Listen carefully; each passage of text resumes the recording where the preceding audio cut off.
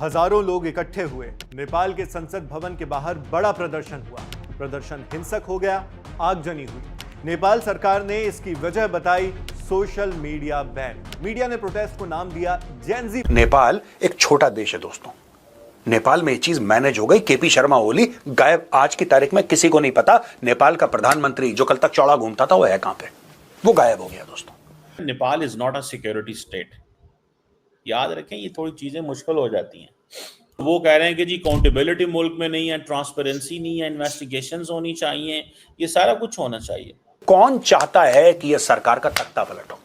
जाहिर सी बात है, अमेरिका चाहता है। मुल्क भी एक दूसरे के सामने नहीं झुकता, कोई मुल्क भी अपने जो नेशनल इंटरेस्ट होते हैं उन पे कंप्रोमाइज नहीं करता। लेकिन अभी की पोजीशन ये है कि वहां पे पार्लियामेंट को आग लगा दी गई है।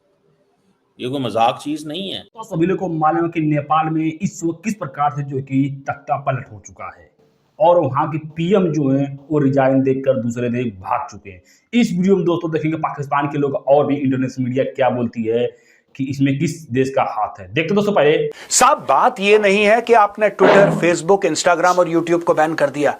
बात यह है कि नेपाल में करप्शन है।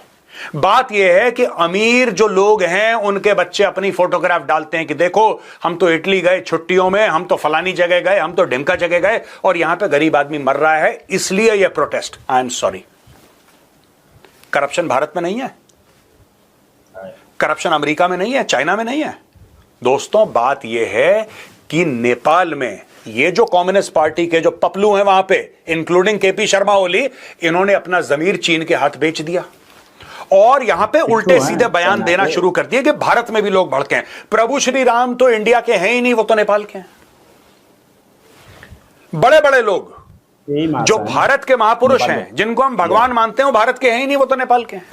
यही केपी शर्मा ओली ने ये सारे के सारे बयान दिए कि नेपाल के अंदर गवर्नमेंट ने बिल्कुल ऑन वॉर फुटिंग और सडनली अनअनाउंस्ड जो अनरजिस्टर्ड सोशल मीडिया प्लेटफॉर्म्स थे उनको बैन कर दिया, जिसकी वजह से क्या हुआ कि जो जनरेशन जी, जिन्हें यूथ कहा जाता है, वो सड़कों पे आ गए और वो जो प्रोटेस्ट थे वो एक्सपैंड करते करते anti corruption and pro democracy movement में कन्वर्ट हो गए और फिर वहां पे चीजें जो हैं वो अनफोल्ड हो गई। बांग्लादेश था, अब नेपाल है, इसके बाद भारत की बारी है। लेकिन भारत के लोग भी कह रहे हैं कि हमारे पास अपना सोशल मीडिया होना चाहिए। हम क्यों वेस्ट का सोशल मीडिया इस्तेमाल करें? जैसे चाइना की आप बात कर लें, चाइना के पास अपना टिकटॉक है, हालांकि उनकी टिकटॉक पूरी दुनिया में इस्तेमाल होती है लेकिन वो खुद यूज़ नहीं करते। उनके पास अपनी यूट्यूब है, उनके पास अपना फेसबुक है, अपना ट्विटर है, अपना इंस्टा है। तो हम फिर वेस्ट का क्यों यूज़ करें? और सारी की सारी जो बगावत होती है, जाहिर सी बात है, जब आप किसी और का सोशल प्लेटफॉर्म इस्तेमाल करेंगे तो उसके लिए वो कमजोरी होगी कि तो हमारा इस्तेमाल करें, इनके पास अपना है ही क्या। अब भारत का मेन पॉइंट ये है कि ठीक है, अगर हर जगह पर चीजें नजर आ रही है तो हम अपना सोशल प्लेटफॉर्म क्यों नहीं डेवलप कर लेते। उनका मिशन भी ये है कि हम भी कोशिश करें कि हमारे पास अपना फेसबुक होना चाहिए, ट्विटर होना चाहिए, इंस्टा होना चाहिए। मैडम, जब ये सोशल मीडिया है ना, जब ये जो सोशल मीडिया का मेन किरदार है, इसने जो नेशनल बाउंड्रीज हैं उनको खत्म करके पूरी दुनिया को एक ग्लोबल विलेज बना दिया। ठीक है, अगर हर मुल्क अपना अलग-अलग सोशल मीडिया डेवलप कर ले, ठीक है, हमें इस बात की समझ आती है कि हमें अपना सोशल मीडिया अलग बनाना चाहिए। अगर हर मुल्क अपनी अलग-अलग ऐप्स इस्तेमाल करना शुरू कर दे तो फिर वही दोबारा बाउंड्रीज बन जाएंगी। जो सोशल मीडिया है, इसका बुनियादी किरदार भी यही है कि इसने जो हमारी जियोग्राफिकल बाउंड्रीज हैं उनको तोड़कर पूरी दुनिया को एक ग्लोबल विलेज में कन्वर्ट कर दिया है। डोनाल्ड ट्रंप जो नहीं कर पाया वो लोग कर लेते। नेपाल एक छोटा देश है दोस्तों। नेपाल में ये चीज मैनेज हो गई। केपी शर्मा ओली गायब। आज की तारीख में किसी को नहीं पता नेपाल का प्रधानमंत्री जो कल तक चौड़ा घूमता था वो है कहां पे, वो गायब हो गया। अब मैं आपको बताता हूं एक एक करके वो मंत्री नेपाल में, वो कैबिनेट मिनिस्टर्स जिनके घरों पे हमला हुआ, उनके घर पे भीड़ ने अटैक कर दिया और अपने राष्ट्रपति भवन में भी आग लगा दी। बाय द वे, नेपाल का जो राष्ट्रपति भवन है जहां पे नेपाल का राष्ट्रपति रहता है, वहां पर भी अटैक कर दिया। लेकिन ये कौन कौन मंत्री हैं? चलिए इनकी शक्लें देखिए, इनकी फोटोज देखिए, इनके नाम देखिए, तब आपको पता लगेगा कि नेपाल में कितना बड़ा कांड हुआ है। पृथ्वी सुब्बा गुरुंग, ये थे minister for communication and information technology. Lalitpur में इनका घर था, घर में आग लगा दी। Nepal is not a security state.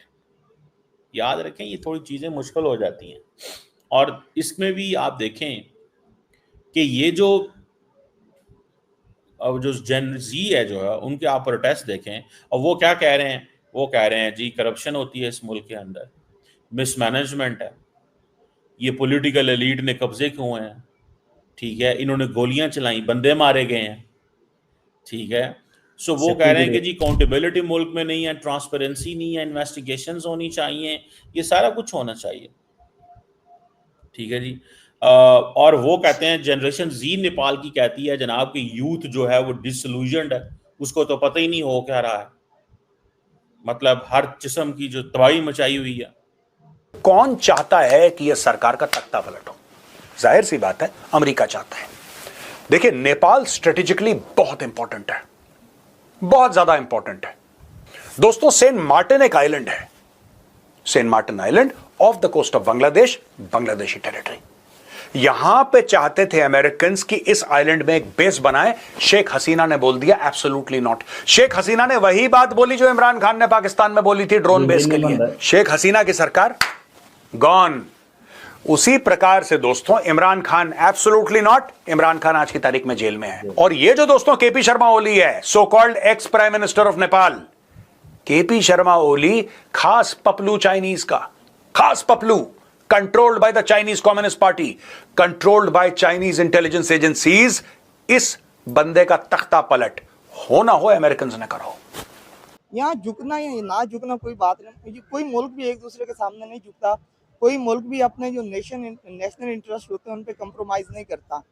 लेकिन अमेरिका, आप उसी ट्रंप की हम दोबारा बात कर लें, ट्रंप ने उस SCO कॉन्फ्रेंस के बाद एक ट्वीट किया था।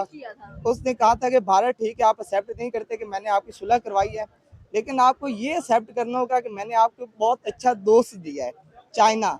ठीक हो गया। वो तो जल के बात किया उसने, कहता मैं अनबॉदर्ड हूँ, but again he is bothering himself and saying कि चाइना मैंने इंडिया तुम्हें दे दिया, ले लो। फिर नेक्स्ट डे यू टर्न ले लिया, कहता है हम बहुत अच्छे दोस्त हैं। बहुत अच्छे दोस्त तो हैं ना। अभी की पोजीशन क्या है? अभी की पोजीशन ये है कि वहां पे पार्लियामेंट को आग लगा दी गई है, रोक दिया गया, ये कोई मजाक चीज नहीं है। पीएम गायब है, ठीक है। इंटरनेशनल एयरपोर्ट जो है खटमंडू का, by the way I have been there in Kathmandu, और वहाँ पे जितने भी जहाज़ वगैरह हैं, ठीक है जी, उनको बंद कर दिया गया क्योंकि वहाँ जहाज़ हैं और हर चीज़ ऑफ कर दी गई है। अब वो जितनी भी फ्लाइट्स खटमंडू आ रही थी, और आपको पता है ज़्यादातर तो वो आती हैं सारी ट्रैवलिंग के लिए, लोगों ने जाना होता है आगे, खटमंडू उतरो, आगे से फिर नए जहाज़ लेके तो इनके दूसरे स्टेट्स में चले जाओ या खटमंडू ही चले जाओ, ठीक है जी। पार्लियामेंट की बिल्डिंग में वो घुस गए हैं, PM ओले ने रिजाइन कर दिया है, ठीक है जी, एयर स्पेस बंद हो गई है। दोस्तों आप सभी लोग को मालूम है कि नेपाल में जो ये रिजीम आई है वो समझो कि एक सोशल मीडिया प्लेटफॉर्म के जरिए है, क्योंकि सभी लोग को मालूम है कि सोशल मीडिया प्लेटफॉर्म जो कि नेपाल में बंद कर दिया गई थी उनकी पार्लियामेंट या उनके गवर्नमेंट द्वारा, क्योंकि उनको कुछ सिक्योरिटी कंसर्न थे कि हमें कुछ सिक्योरिटी मसला है इन ऐपों में। लेकिन दोस्तों उनका क्या मतलब था वो किसी को नहीं पता। लेकिन दोस्तों जैसे उन्होंने बंद किया, बता दें कि जो वहाँ की यंग जनरेशन है, वहाँ के जो लोग हैं, उन्होंने रिजीम चालू किया कि ये होना नहीं चाहिए। जिस प्रकार से आप सभी को देखने को मिल रहा है वीडियो में, सोशल मीडिया पर न्यूज, किस प्रकार से नेपाल के लोग यंगस्टर किस प्रकार से जो कि वहाँ के पार्लियामेंट हुआ, वहाँ के जो संसद के घर हुए, जो उनका मतलब बड़े बड़े जो सरकारी कर्मचारियों के घर थे उनको जला दिए गए। वहाँ बताया जा रहा है कि वहाँ के उनके फॉरेन मिनिस्टर के घर को फूंका गया, उनके घर पर पत्थरबाजी की गई, उनको